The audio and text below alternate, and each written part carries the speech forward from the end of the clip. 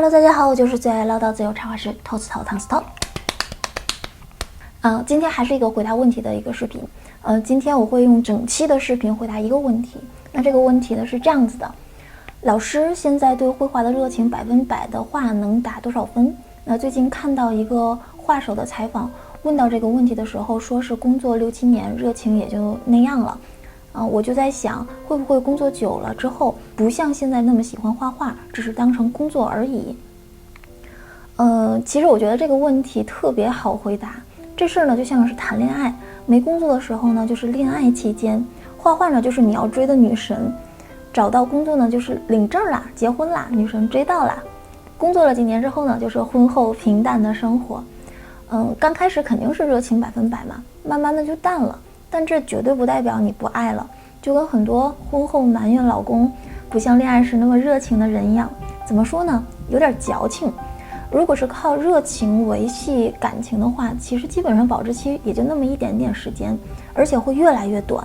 你需要更多的新鲜的刺激来维持热情。而且再跟你说，热情最高的时候，其实往往是爱而不得的时候，就好像你快追到了，但是还没有追到那个暧昧期的时候。那如果一直让你仰望着这个行业，但是一直都进不去，那个时候热情是最高的，但是你真的愿意吗？好，那我们今天来延伸一下这个问题吧，我们来聊一聊，怎么判断自己能够把爱好当作职业，也就是说，画画这个女神真的适合跟你过日子吗？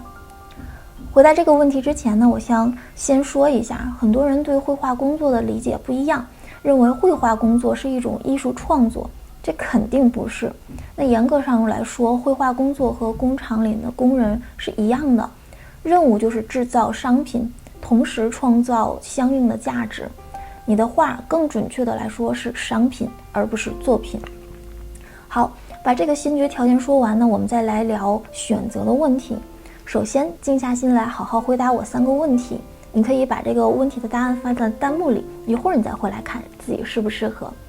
问题1，你是喜欢画师们自由创作的状态，扣1，还是喜欢画师画画本身，扣2。问题2，你画画的快感是源于取悦自己，扣1，还是取悦他人，扣2。问题3，最后一个问题，如果现在你已经实现了财富自由，你最想做的是什么？来，给你们3秒钟，3、2、1。那第一个问题，自由创作的状态是表象，画画是本质，也就是说你更想要自己是自由创作的这种仪式感，自由的这样的仪式感，还是想要绘画出来的结果？这2个没有高下之分啊，没有对错。你幸福的来源于仪式感，完全没有任何问题，但是对你自己的选择可是完全不同的。第二个问题，通常工作是一种取悦他人的行为，所以如果你的快感源自于取悦自己，可能你就不太适合把爱好当作工作了。那第3个问题，也就是绘画真的对你来说是必不可少的一部分吗？不管贫穷还是富有，你都愿意跟他不离不弃吗？如果是，管他的，想做什么就做什么吧。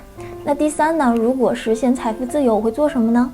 我几乎每年都会问自己这个问题，因为每年我都会做一夜暴富的梦嘛。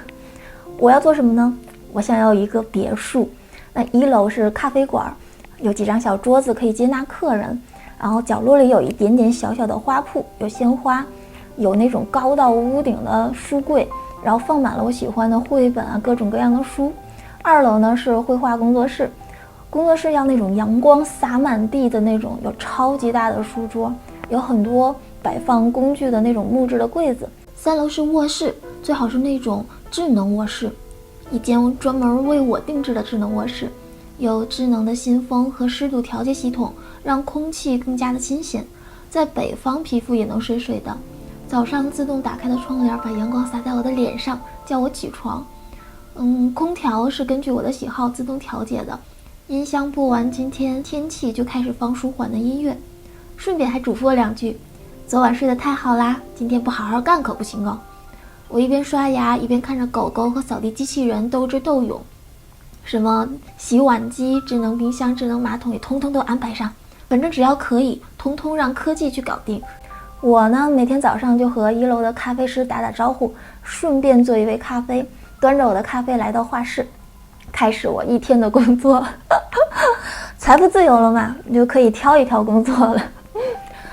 我还想有一台好一点的车，然后我就能开着它到处去写生。其实想想还挺开心的。然后我发现啊，这个财富自由对我来说呢，可能就是换一种方式去工作，换一种比较自由的方式去工作。那想明白了这些，其实我就完全没有顾虑这个工作了。虽然有时候工作还是会让我很焦虑，被工作折磨啊这样子。不过相比较来说，如果没有工作，我可能会变得非常的空虚和不幸福。说了我自己的经历，其实给大家一个参考。这件事上没有什么正确的答案，只要你的选择，那就是正确的。也不要总是患得患失。其实爱好跟工作的本质呢，都是让生活变得更美好。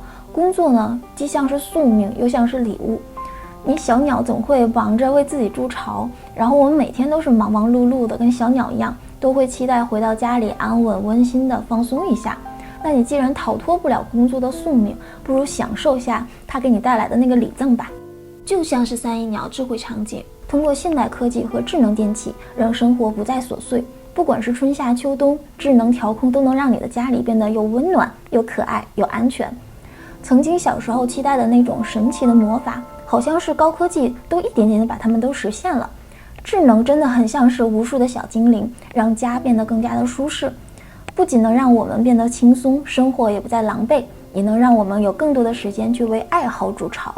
工作也好，爱好也好，归根结底呢，都是让自己变得更好，让生活变得更幸福。不管怎么做，只要你觉得满足，就没有问题。没有什么事儿是完美的，谁也不可能是既要又要。所以接受生活的瑕疵，做了选择就放心去做吧。好了，今天视频就到这里了。如果你觉得还可以的话，点赞3连，拜拜。